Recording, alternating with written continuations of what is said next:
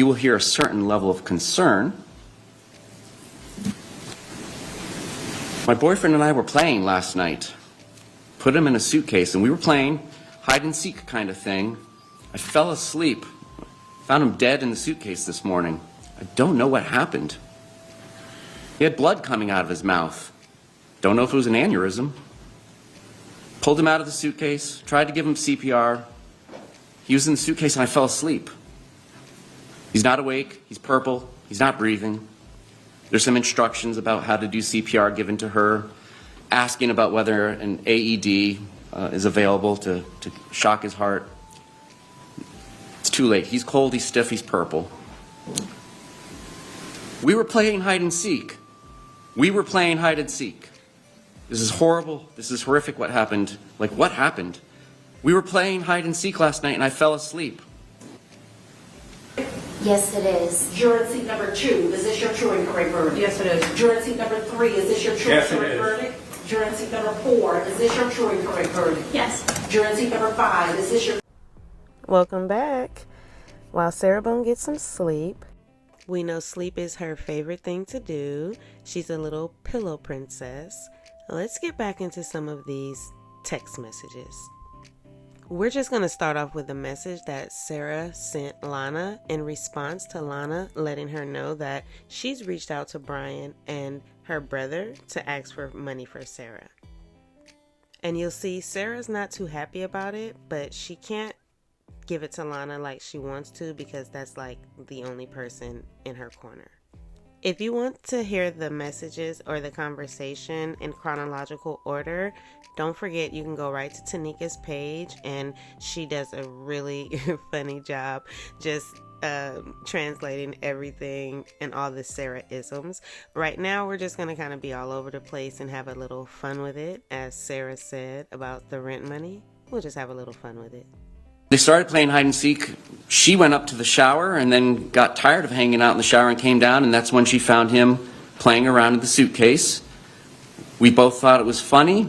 I'm going to zip you up. 2 little fingers could stick out. And she went upstairs thinking, he'll get out, we're going to have sex and go to sleep and call it a day. It was a good day. She insists that they had wine, but we're not drunk. You will be able to assess that for yourselves when you hear the recording she made. No ill will between us last night. Last argument, maybe last week. Don't really argue. We came home, drink, smoked, did art, listened to music, play with the dogs. We drink what we can afford. We used to be able to afford liquor, but now we can only afford wine. She does not remember, according to her, she does not remember taking any photos or videos of the night's events. At this point, they ask her, well, would you like to see it? And she says, I can't watch this. I flipped him over, and that's where it was. Guys, this is killing me right now. That's why I flipped it over between the 2 videos. I didn't do anything intentional. Discussion over whether he had enough room to get any of his fingers out. Don't scream at me for this either, but there's no effing way, regardless of what lifetime we're in, is my brother going to help me. He thinks if he throws me a couple commissary bucks quarterly, he doesn't have to deal with me, keeps me at a distance, and thinks he's doing his part. Remember, he didn't even want to give me his address to use for my bond that was never going to be paid. He doesn't care. And for what? Clearly, you didn't think that one all the way through. I guarantee he is thrilled, exclamation 3 times, and already has plans to take me for the rest of everything, including finalizing the relationship with my son, all the alimony he hasn't paid me unlawfully to date, and arrangements at the prison. He and his attorney probably are meeting for drinks sometime this weekend to plan the execution of everything. He can't wait. And like everyone else, it's over in his eyes. Like everyone else, he gets everything and I nothing but lies and a hard time. My life is summarized. Padilla Mo abandoned me 2 weeks before trial because I couldn't trust him for putting words in my mouth repeatedly like everyone else. It took me 2.5 years to finally get a supposed download of my photos, some of my evidence/defense. He held open on a laptop, then we argued and he took it and left.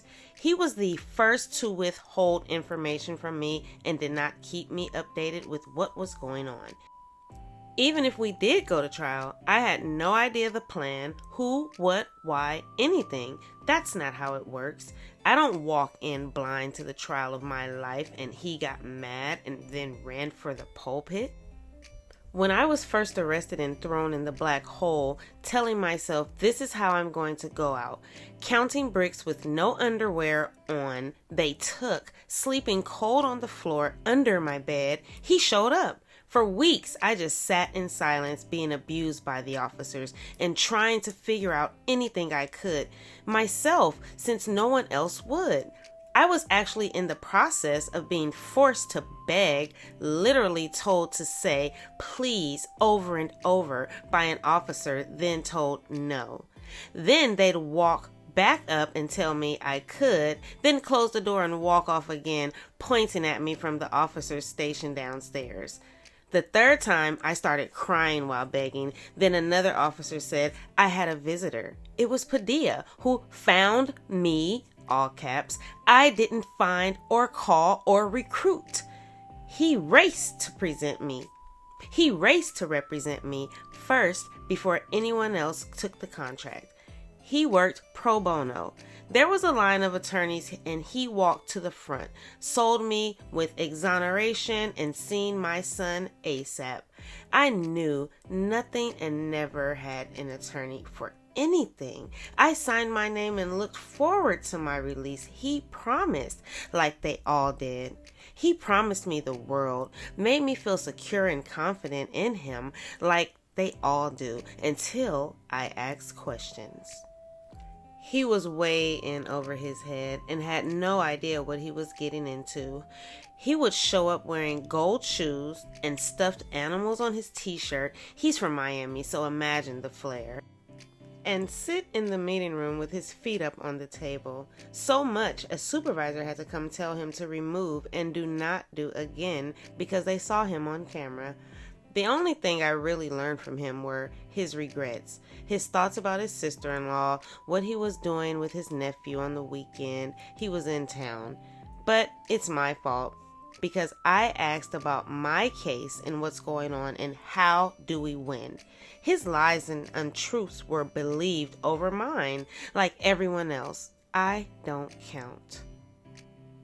He won, like the others in the race, to the pulpit. There's much more I could tell you. This was just a summarized version. Next, ...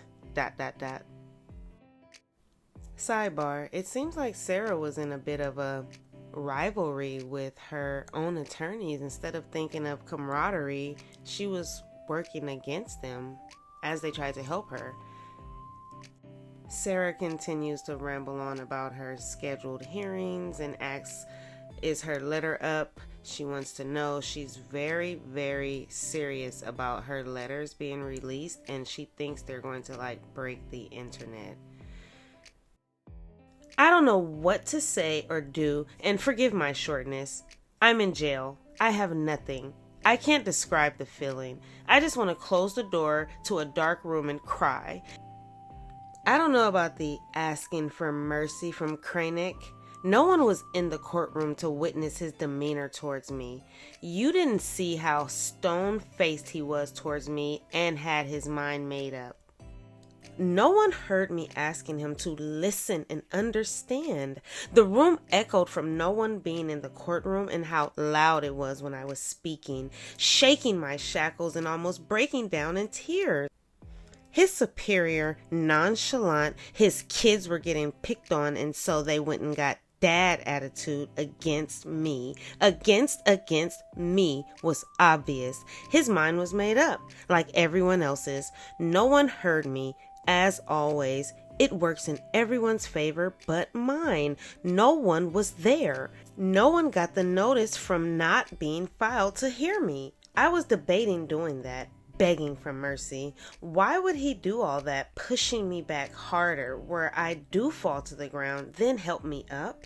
If I open this can, it's going to blow open. Lana, what do I have to lose? I was done wrong, and the last hope I had was the judge who thinks he knows everything like everyone else. If he wants to go head to head, let's. No one knows how. Like you said, I was railroaded yesterday. They proved me right with their exclusion on the withdrawal of notice hearing, which they covered their ASSs by filing later. He made sure no news or reporters were there to witness me sticking up for myself as always with truth and validity. He took that opportunity away from me, then penalized me for being truthful in my effing freedom of speech. Freedom of speech and my right to counsel and due process and fairness. How he believes his kids, in parentheses, other attorneys, over me, I want to ask him what flavor the punch is. I am. What else can he do to me, Lana? He's a judge and he has to be fair and unbiased. To me, he is being biased because he's believing hearsay and lies. Read all my definitions again, especially abuse, in parentheses, my whole case. Erroneous, his order and reasons. Force, me to represent myself from ignorance. Incorrect, his understanding of everything I've said about anything in my case. Inappropriate, his decision to not allow me representation from, again, ignorance. Oppression, everything, and he's an oppressor now himself. Entitled, I thought I could make it through without laughing, I'm so sorry. Entitled, I am to the law and everything included. Fair, proper, unfair, undeniable, violate, rights, disadvantage, deceitfulness, dishonesty, evident, blah, blah, blah, blah. I can attribute every single definition to what's being done to me. There's so much I can say! Exclamation 3 times. I think, too, it looks bad that I retaliate when he again says no. Plus, it's only wasting time. What if I just sat here doing nothing until the PTC in silence, then showed up with nothing, stating he took away my rights and my attorney? I can't do anything without an attorney and while incarcerated. What do you expect? He did this. Was this part of the plan all along? I wonder if I should just ask, as I did the other judge, what his cut is and note it in his precious order. I don't know. Right now, I don't really care. I'm not in a good place mentally, and I am really mad and sad. Confused. I'm going to go mindless right now. More flies with honey than vinegar. I know. I don't know what to do with it. People already think I am vinegar, so I'm debating on just going with it.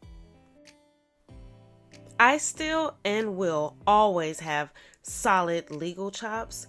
This letter would take the cake. No holds barred. What can he do to me? He has to be neutral, fair, unbiased. He's a judge, but is judging incorrectly by what the others have lied about and whispered in his ear before court starts and while they're all schmoozing each other with competitive vacations, Lexuses for their wives, golf scores, and more. It's a waste of my time to sit here and wait for them to all high-five each other, then act appropriate now that all the cameras are on. See, I have a lot I can say, valid and true. Real eye-openers. I can't make it up. I have other ideas, but we'll run them by you later. One is setting me up a GoFundMe page titled All for Justice, or The Power of the People is Stronger Than the People in Power, or Beat the System, or Team Inmate. Do you know how to do this? Is it an option for you to maintain and manage? Imagine Sarah is so I'm so sorry. I'm trying to get through this without laughing, but she is ridiculous. Imagine the real publicity this would get, and it's never been done before. Epic. One of my ideas. Many others, but I started with this one. Your thoughts? About it all. Honest. More later. Keep it coming, Lana, and don't forget I'm here. It has begun. Take away the leash and the dog attacks. Ready? If you are ever uncomfortable with me in any way, or I am too much or too pushy, or anything, please tell me. I don't want to lose you as my friend and confidant. No one knows me like you. If you feel overwhelmed or nervous, tell me. Are you in this with me? Really, wholeheartedly and honestly. My ride or die? Tell me. Hope dialysis wasn't too much for you. Try and contain your excitement and feel better. Love you forever and ever, no matter what and always. Thank you for the credits. This one is free today. Thank you for being my friend. There's no one like you. Don't worry, I'm not one for screaming, and I have a pretty thick skin. I'm not in your position, and I fully respect that fact. Sorry it took so long to get back to you, as it was a rough dialysis day. I'm hoping by next year I'll have my new transplant in place and get back to my life and back to my legs again. Being disabled sucks. At least my brain works. So I did some more thinking. Don't get mad, but when you first mentioned GoFundMe at your hearing, on YouTube the comments blew up, and I went to GoFundMe to see if they were lying. Unfortunately, it was true. You won't be able to utilize GoFundMe because they don't allow fundraising for anyone accused of a felony they classify as violent. Unfortunately, second degree M is one of those that GoFundMe will not allow. In a statement released 2021, GoFundMe prohibits raising money for the legal defense of an alleged violent crime. That's copied verbatim from their site. My heart dropped to my feet when I read that because there isn't much I can do to help you. You mentioned doing nothing and running out the clock. I'm hoping you meant that in a moment of despondency and not that that's your true position after a good night's sleep. Right now you have two battles. The one where you need to formulate your defense and the other where you need to let people know of what's going on. The latter should be secondary to the former. You'll have access to your discovery, meaning your phone, data, videos, interviews, depositions, and work done by past attorneys and experts. Here's another massive problem I thought of while on dialysis. Any conversation between you and I is not privileged or protected. I can't discuss your strategy with you because every word you write or say is usable in court. Every word we say or type is recorded and categorized. And we can't give the prosecution weapons. On YouTube, you have no idea of other true crime cases where people have thought they were speaking privately to friends and family in jail, and something they said was used in court or sentencing. That's precisely when I talk about your case, I'm typing in all caps for you to say nothing also. Maybe now is the time to use the media itself. You need a journalist, mouthpiece, so people like Court TV, News Nation, Law and Crime, any local network, maybe you should reach out to talk to a reporter in the record about your treatment by the court system. Maybe she meant on the record. Writing letters to the judge is one way, but writing many to the media and even talking candidly to someone might be a thought. You don't have to do a thing, I suggest, and I won't have any ego issues as this is your life, not mine. All I can do is be a Minnesota believing in you! Also, Have you seen Miss Congeniality with Sandra Bullock? There was a part in it when the FBI pulls her funding and she's on her own and left out in the water to founder. The other beauty contestants rallied around her. That's one thing you talked about was the Boone's goons. They all have lawyers. They have experience in the court system, both current and former companions. You can talk to any number of people you've met in jail. As you've said, they rallied around you. They will have knowledge and or maybe even a contact that can get you a resource or maybe even representation. All of your jail inmates, friends that you meet with lawyers, can you have one of them put in a good word for you? You asked about your order. Unfortunately, none of the questions you have are any I can answer. They don't show certificate of service or whether it was filed at the same time. Just the same date. No further letters are showing from you, but I will keep looking and let you know just as soon as they are. OMG, the news of this is blowing up all over YouTube. Some people are not waiting until Monday. It's huge, and people's minds are blown by it. I know by the magnitude of your reactions that the media will want to hear from you. That is also something I can help to do. Like, if there's a specific person like Banfield you're interested in talking to, I can call them too and forward your interest in speaking to them. They're acting like Sarah is a good Samaritan with a great heroic story to tell. But even as I write this, they may think I am a catfish because of where I am from. If you write, then they'll have confirmation because of your handwriting and the location of the letter and so on. I'll just get you the contact info since you can't go online. Hang in there. Remember, the race to the pulpit is secondary to the formulating and enacting your defense. Don't scream at me, but have you considered a plea? You have already done a significant amount of time, and the state charge must credit time already served. Manslaughter could see you getting out in only a few short years, depending on the judge's sentencing considerations. I mean, you don't have any prior convictions, and they do have a desire to end things. So I don't know how you go about seeing where the lay of the land is to that respect. I think you are innocent, but I'm not your jury. Oh yeah, you have a jury selection to consider too. Sigh. Anyways, this is all I have for now. I have some things I have to do tomorrow, in parentheses, today, but I'll check in, okay?